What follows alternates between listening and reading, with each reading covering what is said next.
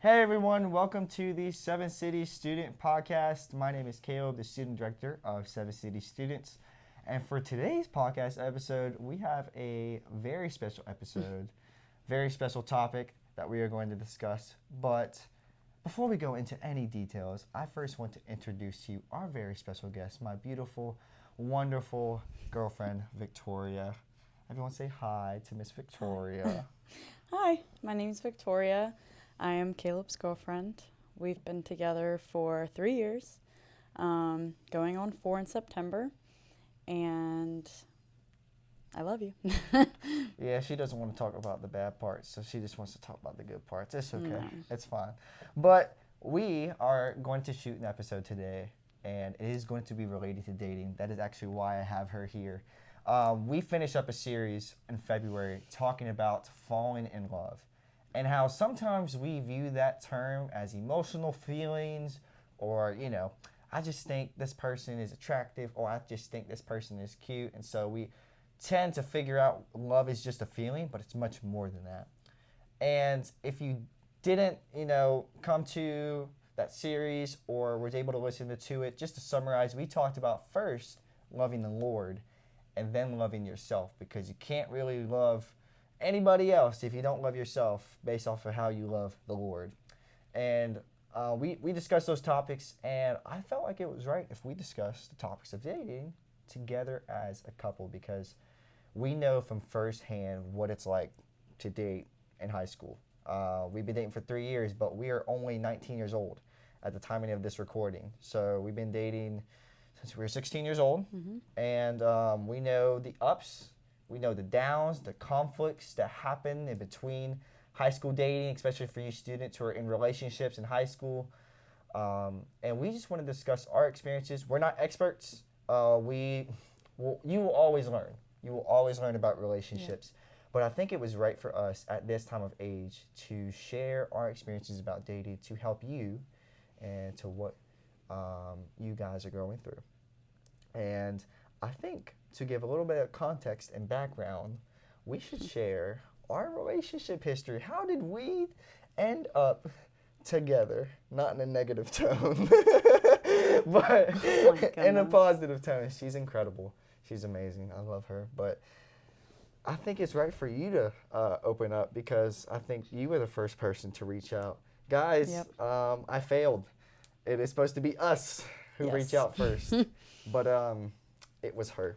Yeah, so it was the summer after 10th grade, going into 11th grade, and in 10th grade, it was one of the most pivotal parts for me in my life, because I was starting to really question my faith.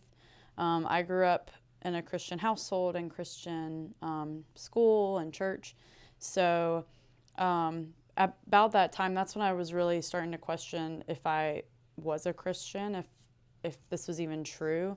And near the end of that year, I really was interested in dating, and I wanted to date, and I saw other people dating, and I never had an interest until then, like a true interest.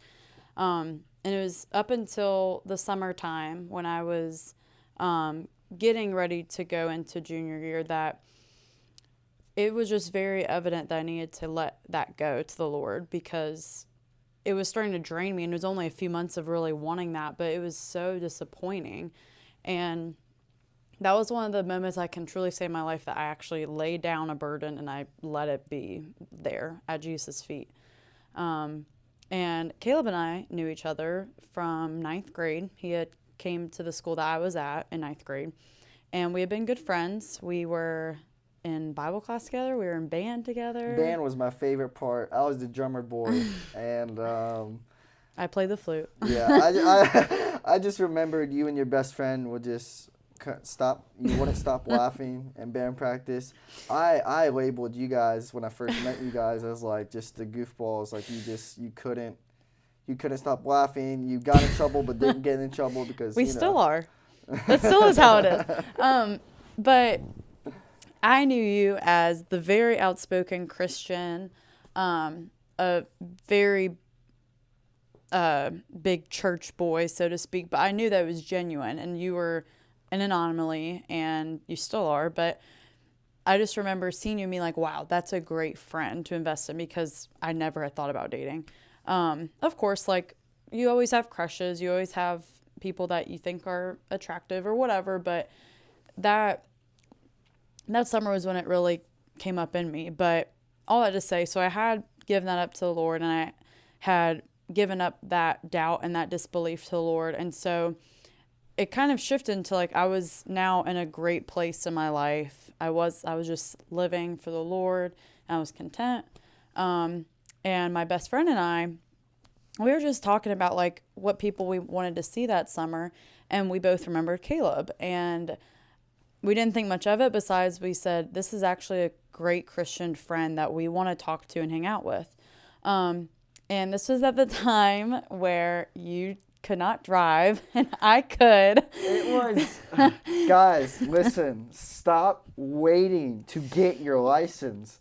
I got my permit on time, but when it came time to actually doing the test, I just procrastinated. It wasn't for any reason. I wasn't scared of driving. You just didn't have a reason to. I was lazy. I was very lazy. Yeah. And so for the first couple of moments, even before we were dating, it wasn't like, yo, did you pick your girl up? No, she picked me up. And so that's pretty embarrassing, even from a friendship standpoint.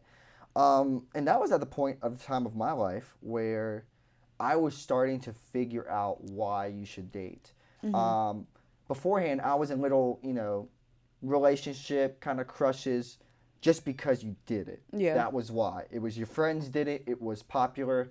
And if you were in sort of type of any relationship, you had some sort of status, mm-hmm. which that is the number one reason why you shouldn't, because all throughout Scripture, you see that what marriage is really about is loving one another so that you can love Christ more. And I knew none of that. And even me as a church boy, I knew what dating was supposed to be for, but never acted on it. Yeah. And so during this summer, I was also searching, should I let this go? Should I just wait for the Lord to provide me a woman who is godly, provide me a woman who will lead me more to Jesus? And so that was at the same type of point. And this is how God orchestrates things of how we're both searching, not really searching, but letting go at the same time. Yeah. I stopped searching for someone. I stopped searching for anybody. I just said, Lord, you take care of that. I'll continue to be me, and you take care of that. And before you know it, I get like a text. Oh, sorry. I get like a text message, and it's her and her friend, and I'm like, oh, okay. I didn't think anything of it at first. Yeah. But then as you continue to pick me up and drop me off, and we had great conversations, I'm like, I really like this girl. Yeah, and well, first that's really sweet. But what's funny is that, so I had got my license that June, and I don't even remember the timing really. I think you had just gotten back from camp. So that would have been July, about July. But I remember, this is something I don't think I had planned on saying, but I'm going to say it anyway. So something that I do want to go back to is that in 10th grade, I noticed, that was when I really noticed you for your character. And I remember that was when we really started to grow a friendship. And I remember there was a few times where I had an attraction to you, but I just didn't know.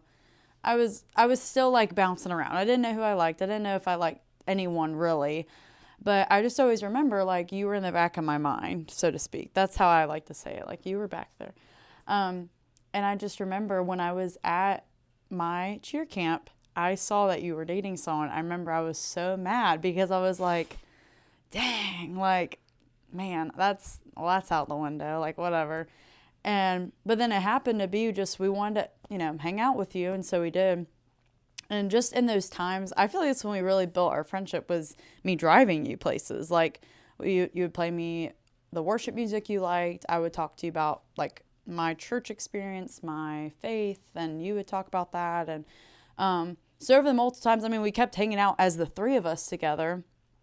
And then what was really funny was that we had scheduled something where it was going to be me, you, and a few other of my girlfriends to hang out. And I had no friends at the time, so I just, whatever she said, I was waiting. Because summers for me, usually, I did basketball, but I also didn't do basketball. So at this point, I'm just waiting for a text. Yeah. I'm just sitting waiting down. And at this point, I was single for just a couple months, and not like it was like this agonizing singleness. But again, after I gave it up and whatnot, what was it? Was it a movie?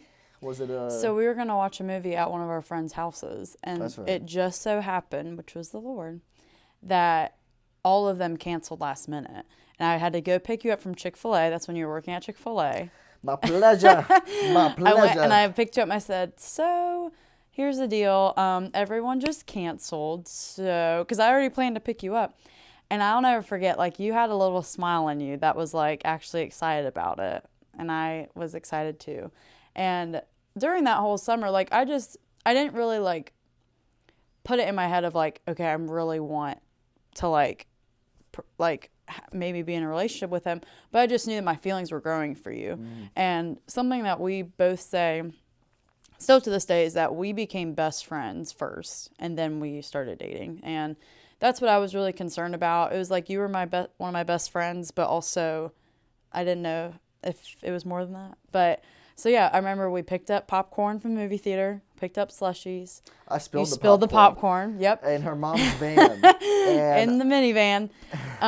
And then we watched it at my house. Yep. And that was our first time actually hanging out together and it being best friends, but also like, hey, how you doing? So yeah, that was where it started. And then we just continued to I think talk. We continued to pursue each other, and we were best friends. And at this time, I started growing I started to grow really personal feelings with you, getting to know you. And this is one thing I learned: don't date somebody.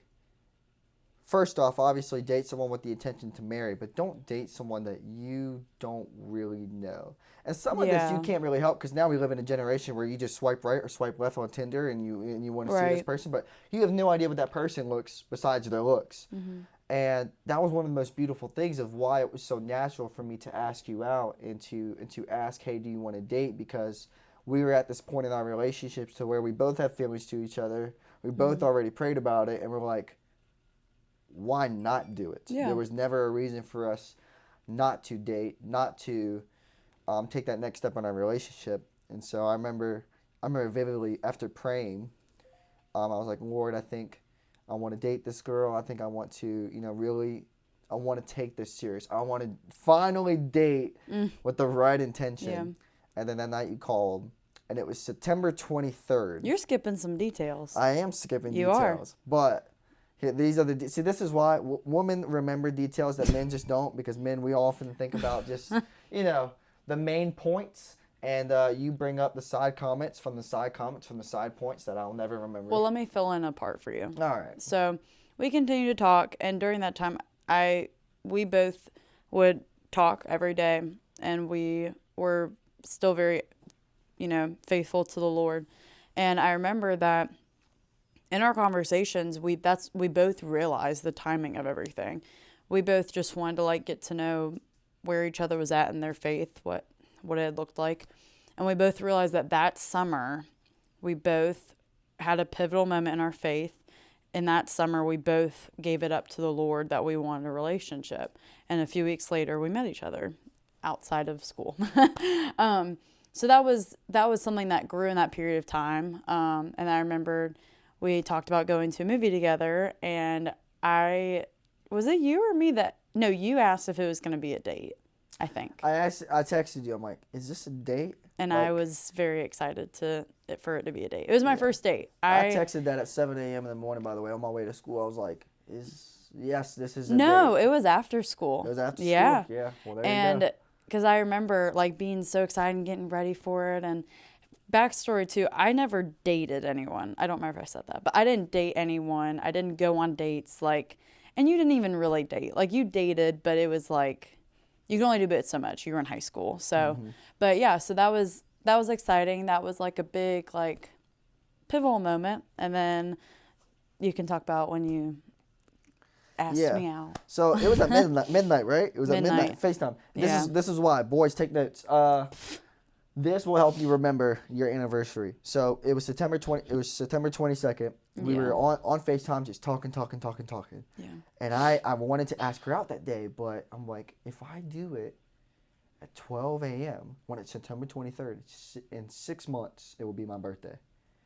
So the easiest way for me to remember our anniversary was like the 6-month line or whatever. So on FaceTime, immediately when I turned 12, I'm like, do you want to go out? Or I guess my wording was like, do you want to date or whatever? You said, do you want to go out with me? You didn't ask me to be your girlfriend. You said, do you want to go out with me? Yeah, which when you really think about that line, it isn't talking about dating, but that was my official. It's okay. It was sweet. That was when our official. It was the intention. Yeah, that was when our official relationship started. Yeah. And one of the things I learned is to already have a friendship established and to already have our faith established. Yeah. And so many people ask me about people they're talking to, because that's the whole thing now. You're talking to someone you're not really dating yet. How do I know when to go to that next phase in our relationship? How do I know? And the number one question I ask is, have you prayed about it? Mm-hmm. And is this person's, first, do they have a faith? Yeah. That's the number one thing. Like, as a Christian, you aren't going to date a non-Christian. And there's many verses to bring up about that, but Paul talks about how to not be unequally yoked with someone. Now, in that context, it's not talking about dating, because dating was not in that culture back then. That's just talking about a relationship with a believer. Yeah. And if you're dating towards marriage, especially the most intimate, personal relationship you can ever have, has to be a Christian.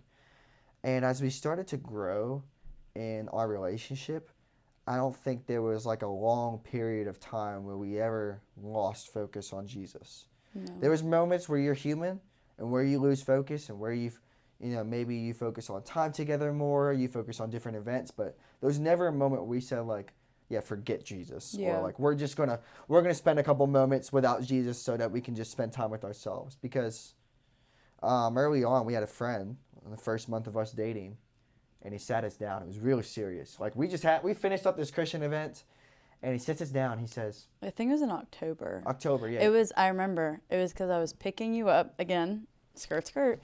I was picking you up from a band practice. Yep.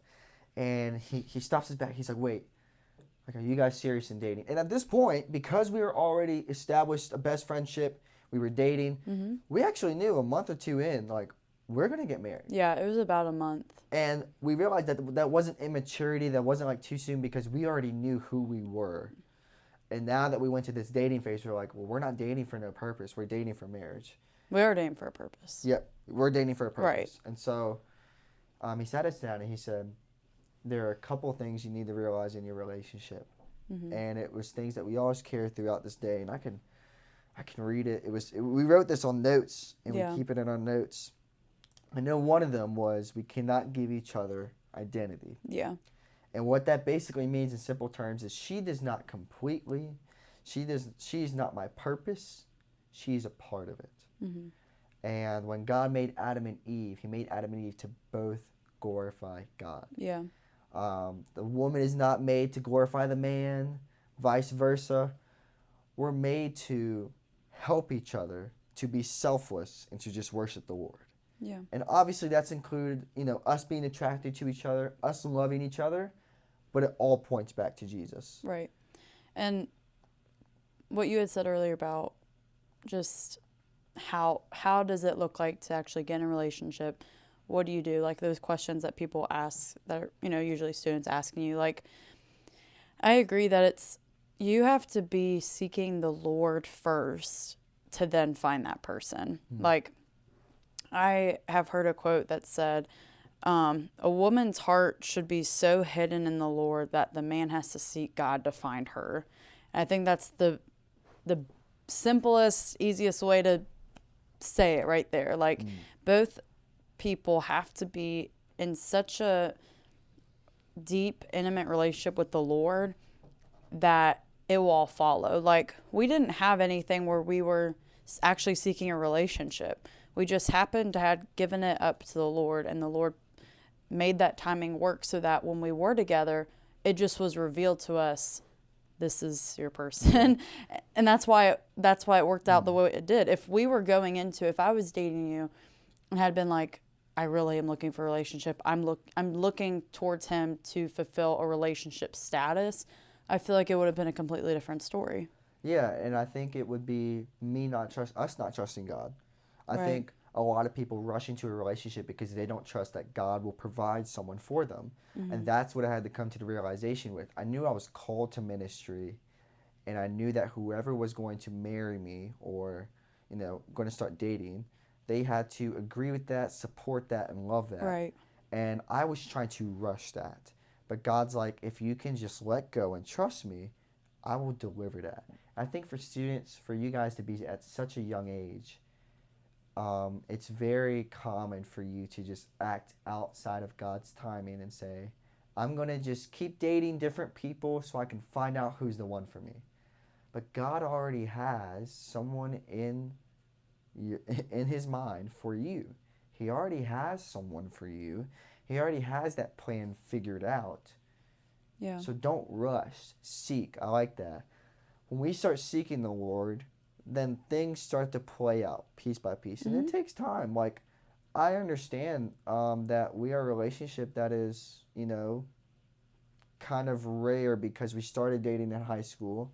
And you always hear the stories about how relationships in high school normally don't work out, blah, blah, blah. Right. But the Lord provided and the Lord guided us through that. But don't rush into something that you don't even know what you're going into that Yeah. relationship for. And that's the same as anything. Like relationships, it has a heavier weight, but it doesn't mean there's a whole new set of rules you need to follow. Like just like anything else in life, let's say you're pursuing maybe a different school you want to go to. Maybe you're going to pursue a different friendship or you want to go on to a sport. Like when you fully surrender it to the Lord, it's no longer a thought that's obsessive in your mind.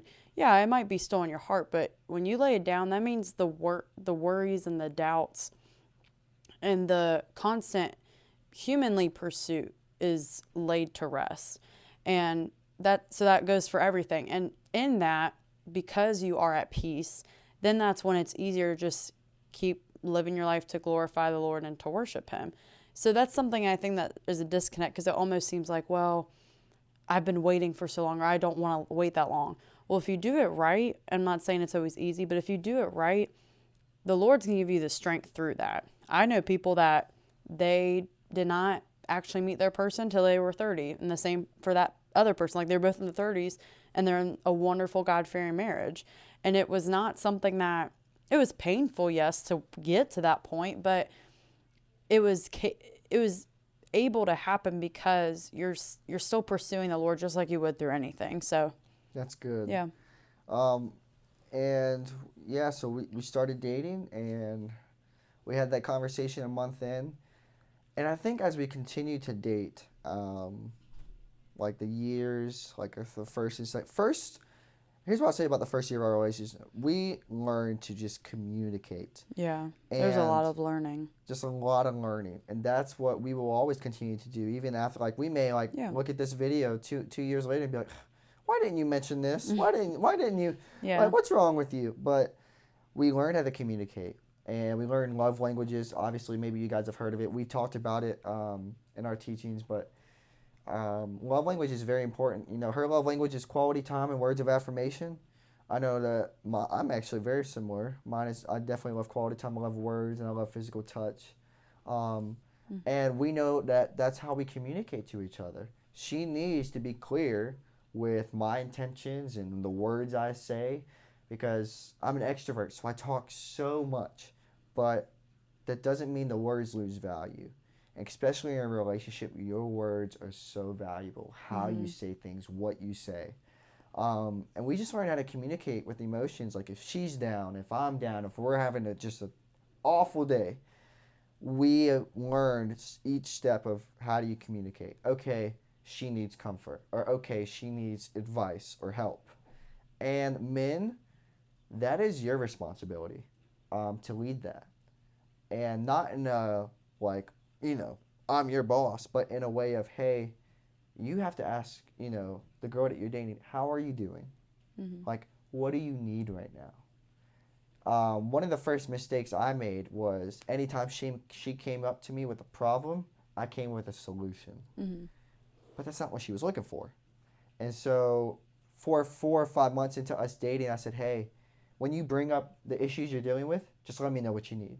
So now, from that point forward, what we do is anytime that we are struggling with something, we say, hey, I'm just saying this because I need you to listen. Mm-hmm. Or, hey, I'm saying this because I need your feedback. This really sucked today at work, or etc. Yeah. And communication is just so important. And for you guys in high school, the biggest danger you will face is lack of communication. And especially if your friends get involved in your relationship too much, they will start communicating lies, communicating other things that never existed in your relationship. And when we first started dating, we didn't like shout it to the rooftops, hey, we're dating. Yeah. We actually just kind of let everybody else figure that out on their own. Yeah. Obviously, we told our families, but don't let other people dictate your relationship. Don't let other people speak into your relationship. And that's why your communication between one another has to be strong. Because if she did not communicate with me for a couple of days, well, and then she heard her friends say this about me and their friends say this about me, she's going to start listening to those other voices because I'm not speaking up and because I'm not communicating with her. Yeah. And something that we talked about for this podcast is like, what are some life lessons you've learned so far in a relationship? And now I think about it, I almost think that I've learned different things through these 3 years. And maybe there are some like big lessons, but I don't know if I have those yet. But for year 1, that's most definitely you need to follow God with all your heart and love him with all your heart. You need to be mature. Like, you got to be mature. And third, I would say is, like you said, clear communication and honesty. The first one is self-explanatory with your faith.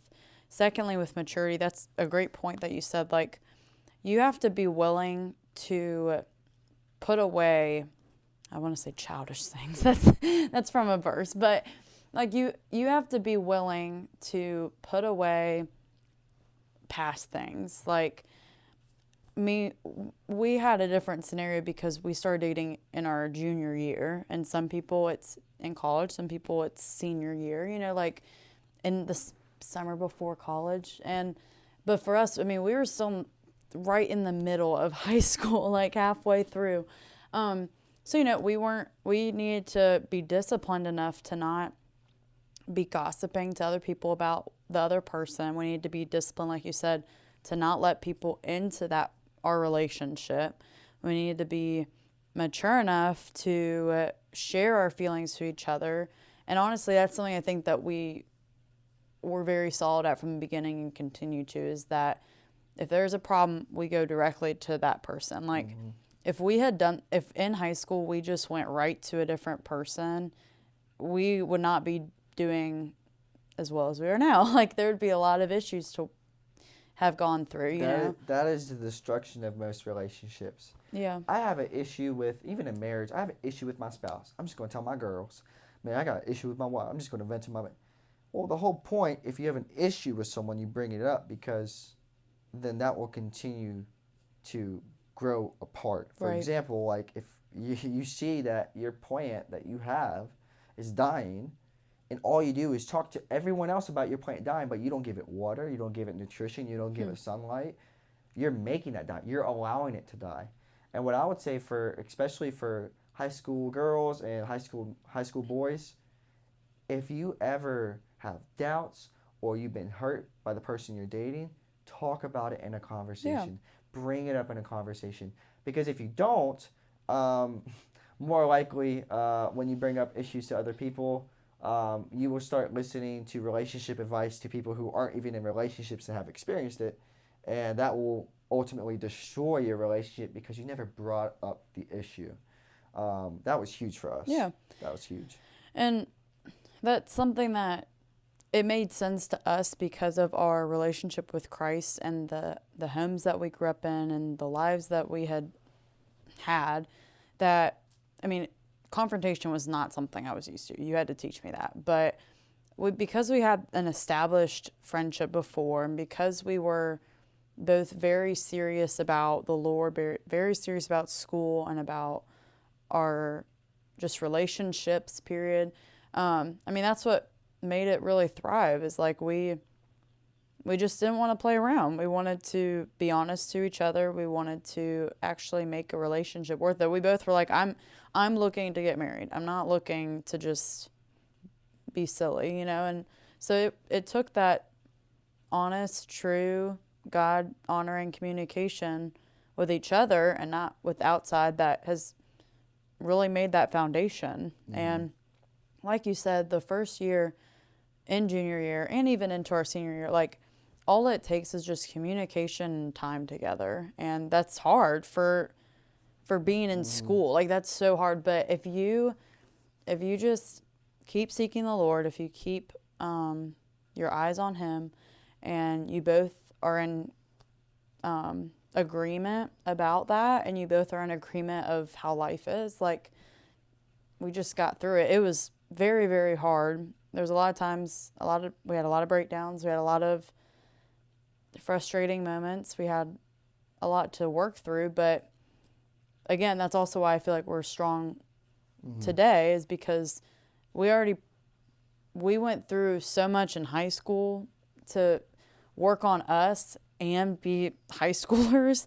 Like, and that's not something to say like, we are the example you need to do. Like, everyone's story is different and everyone's lives are different. I did sports all year round. You did a sport, but you were mainly in church a lot of the time, working on your ministry, and I was usually doing sports.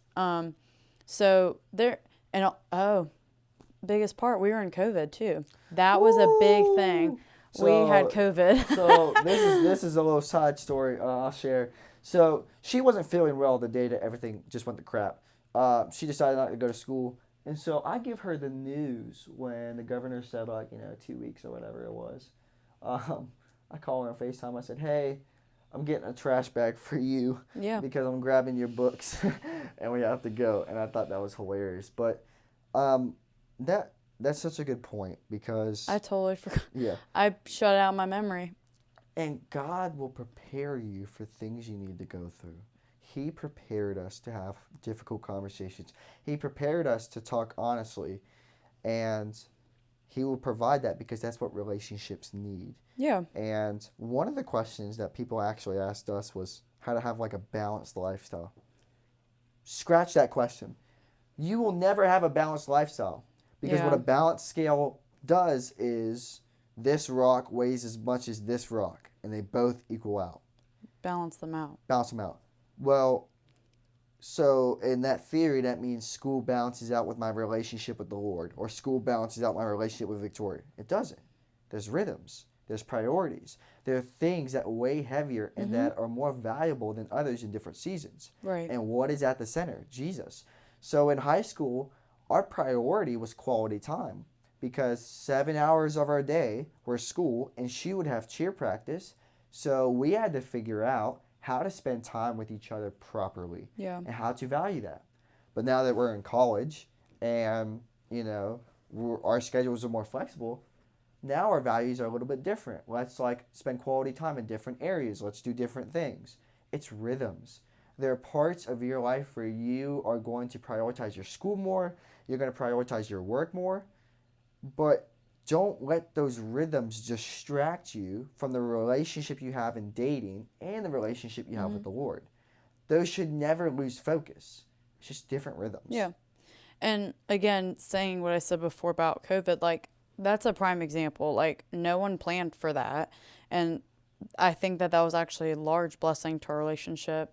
Not everyone will be experiencing a global pandemic in their dating relationship, but that was all about, we had school, but we had a lot of quality time together. And that was when I think we really learned about each other. I beat her in 2K so many times. I have stamps of blowing her out on 2K, Madden, Fortnite, and again. That's not the point. But that was an ebb and flow of, okay, well, right now we're doing school and we have a lot of quality time together. And then once we got into senior year, there were times where it was yes, we love each other, but we got to get this, we got to graduate. We got to hone in on graduating. We got this paper, this essay, this whatever. I was still in sports. You were getting even deeper into ministry. So yeah, I agree. It's not, nothing can ever be balanced to where it's perfect, to where it's given the same amount of attention. You have, every season of life is a new priority. I feel like it doesn't change about Jesus though, and it doesn't change about your dating relationship. But like, I mean, there were times where school was a priority. There were times where my sport was a priority, like we were in our nationals or whatever. And then now after graduating, like there's been times where, okay, college is really a priority to us. And there's times where it's, okay, supporting you in your ministry has been really important to us. So, of course, Jesus is always a priority, but you have to, in the dating relationship, you have to figure out what's important to you both individually and together and work through that. And there's nothing that's ever going to stick as, all right, this is my main thing forever, because we know it's God and it's our spouse and our family, and then those things kind of get That's shifted good. around, you know, Yeah. periodically. Yeah. We did also want to take a moment to answer some of y'all's questions, and they actually were kind of the same questions, which looks like, you know, you guys struggle with just the same thought process. And one of those questions we kind of touched on, but it says, how do you include God or talk about Him in your relationship? We just do the Nike phrase. You just do it. Well, and that goes back to in second Corinthians 6:14, you know, talk about the unequally yoked, you know, the person you should be dating should be a Christian. And I've had students come up to me and say, "Hey, the person that I'm dating isn't a Christian, but I pray as we continue to date that the person can be a Christian." It's kind of like a missionary dating relationship. And there's good and bad parts to this, and I have no knock on it. God, I'm not nowhere near limiting what God can do. However, when you are trying to share the gospel to somebody and they're not a Christian, that shouldn't be done in a dating relationship. That should more have been done in a friendship relationship, in an acquaintance relationship. Because if you're doing that as you're dating someone, that sharing the gospel will be taken way differently. Yes. It won't be taken as in like, oh, Jesus saved me and He redeemed me. It's like, oh, my girlfriend's talking about Jesus. Right. I'm just going to wait till this gets done and over with so, you know, we can just do our own thing together and not prioritize that. And you just include God in your relationship almost all the time because it will naturally happen. Mm-hmm. It really wasn't the conversation of us that had said, hey, have we talked about God today? We need to make sure we do that. It just naturally happened because we already had a firm foundation in who Jesus was. Yeah. I would say, in agreement with that, another point to add is this might come off harsh, but you just have to be in a relationship with someone that is completely sold out to Christ and is worth it.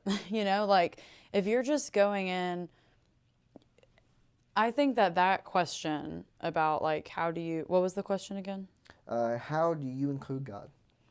How do you include God? I think that you shouldn't, like, you can ask that question. Like, we've had times where we've tried to, like, put it in to our relationship, like, see specific times to do different things. But if you pursue someone who is sold out for Christ, that won't be a question. So that's really where it can be harsh, but at the same time, it's like you just have to experience it to understand. Mm-hmm. Like, I have never been like to him, like, hey, when are we going to talk about God? Hey, when are we going to pray together? Like, it just happens because it's a natural outpour of our hearts because we both individually have been seeking the Lord almost our whole life. Mm-hmm. And so that's how I would answer that. I think that it just depends on the quality of that person. Like, yeah. I mean, if you have someone that's kind of like on the edge of their faith, you're going to be trying to find ways to like, why haven't we, let's do a study together. Let's do these things. If you're with someone that doesn't even like Christ or love Christ, that's a whole different ballgame. But if you have someone that is genuinely a follower of Christ, you won't even have to worry about it. Mm. If you are in a relationship where it is very serious like that, I encourage you to just talk about it. Communicate with your person. Just do do it. it. Like, there's been times when I've come up to him and I've said, like, hey, could we try to read a book together? You know, I'm not in a study, you're not in a study, like, you want to read together? And we've done that. There's been times where we don't want to read together. We want to individually be in our own pursuit. And there's times where we've really honed in on let's pray together a lot right now. And then there's times where it's okay, let's pray individually. So there's two different answers to that, but that's my piece. Absolutely. But just to wrap it up, we hope that you take this with the intention of us not sharing that we have all the wisdom, but we're just sharing our personal experience. And we hope this was a blessing to you. We hope that you learn some things and be like, okay, like, you know, I first need to make sure that this person's a Christian, strong in their faith. And when we mean strong in their faith, that does not mean they have to be a pastor or a preacher. That means that they just have to have a relationship with Jesus. We all have different struggles with a relationship with Jesus. But we hope that this was great for you, that you learned so much. And we will pray also for you guys as you guys are looking for someone to date that's with the right intention, with the right heart. Yeah. And we hope that the things that we've shared have been great for you. Yeah. And I would even want to say that if it works out where there's different feedback from this, I could even see where there's even more that we could jump into, Absolutely. but we just couldn't. But, you know, even just diving in more to what it looks like for men, what it looks like for women, how to prepare as men, how to prepare as women for dating. Yeah, so that would be something to maybe see what y'all think. Yeah. But there may be a part 2, who knows? We'll see about the feedback. But we love you guys. We thank you so much for tuning in and listening, and we hope you have a great week. Yeah, see ya.